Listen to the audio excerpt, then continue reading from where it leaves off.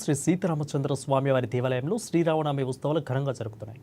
ఇక 5వ తేదీ ఎదురొంక్ల ఉత్సవం, ఇక 6వ తేదీన శ్రీరామనవమి, 7వ తేదీన పట్టాభిషేకం జరగనున్న నేపథ్యంలో హైదరాబాద్ పోచంపల్లి నుంచి 6 సభ్యులతో కూడిన చేనేత కార్మికులు భద్రాచలానికి చేరుకున్నారు. స్వామివార్లకు పట్టు వస్త్రాలను తయారు చేసి శ్రీరామనవమికి దేవస్థానం అధికారులు సమర్పించామంటున్న ఆలయ అధికారులతో మా భద్రాద్రి కొత్తగూడెం ప్రతినిధి శ్రీనివాస్ ఫేస్ టు ఫేస్.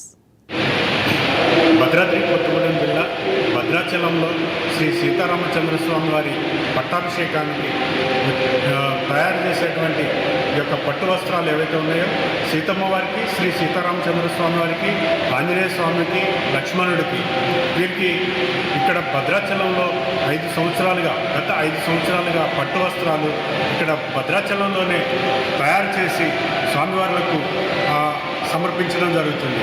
ఈ యొక్క సమర్పించేందుకు, ఈ యొక్క పట్టు వస్త్రాలు తయారు చేసేందుకు హైదరాబాద్ నుంచి, అలాగే పోచంపల్లి నుంచి జయరాజ్ గారి టీము 6 సభ్యులతోటి భద్రాచలం ఇచ్చేసినటువంటి నేపథ్యంలో ఇప్పుడు పట్టు వస్త్రాలు తయారు చేయడానికి ఏమేమి మెటీరియల్ వాడతారు, ఇక్కడ పట్టు వస్త్రాలు పట్టుదారాలు తీసుకొచ్చేసి ఇక్కడ ఏ విధంగా తయారు చేస్తారు, ఎన్ని రోజుల పాటు తయారు చేసేటువంటి విధానం ఉంటుంది, అలాగే స్వామివార్లకు ఎన్ని రోజుల పాటు ఇక్కడ నేసినటువంటి పట్టు వస్త్రాలు ఎలా సమర్పిస్తారనేది జయరాజ్ గారిని అడిగి తెలుసుకుందాం. జయరాజ్ గారు చెప్పండి, ఇప్పుడు స్వామివార్లకు గత 5 సంవత్సరాలుగా ఇక్కడ పట్టు వస్త్రాలు స్వయంగా నేసి ఇక్కడే సమర్పించడం జరుగుతుంది. అంటే ఇక్కడ విధానం ఎలా ఉంటుంది, ఎన్ని రోజుల పాటు తయారు చేస్తారు తెలియజేయండి. నమస్కారం. ఈ యొక్క కార్యక్రమాన్ని ప్రతి సంవత్సరం సాంప్రదాయబద్ధంగా రాముల వారికి, లక్ష్మణునికి, సీతమ్మ వారికి, హనుమంతునికి నియమనిష్టలతో తయారు చేయడానికి ప్రతి సంవత్సరం మాదిరిగా ఈ సంవత్సరం కూడా రావడం జరిగింది. ఈ యొక్క కార్యక్రమాన్ని మేము ముఖ్యంగా పద్మశాలి చేనేత కళాకారులకు, భగవంతుడికి గతంలో వస్త్రాలు నేసినటువంటి వంశము, ఆ యొక్క వంశం యొక్క చరిత్ర కూడా కనుమరుగవుతున్నది. రాను రాను ఎన్నో చేనేత కళాకారులకు కష్టాలు కూడా పని లేక ఇబ్బందిగా పడుతున్నది. ఆ ఒక్క భగవంతుని సన్నిధిలో నియమనిష్టలతో నేసి ఆ భగవంతుడిని ప్రార్థించడంతో మా యొక్క కష్టాలు తీరుతాయన్న ఉద్దేశం ఒకటి. ఏ కార్యక్రమాన్ని చేపట్టినా కానీ మనం మామూలు దినాలలో ఏ రకంగా మన ఇళ్లలో కూడా నైవేద్యం చేసినప్పుడు ఈ ప్రత్యేకంగా పర్వదినాలలో ఇంట్లోనే నిష్టతోటి నైవేద్యం చేసి భగవంతుడికి అందిస్తారో ఆ ఉద్దేశంతో గతంలో మేము కూడా వస్త్రాలు బయట షాపులలో కొనుక్కొని పోయి ఇక్కడ రాముల వారి కళ్యాణానికి మా తల్లిదండ్రులు ఇచ్చేవారు.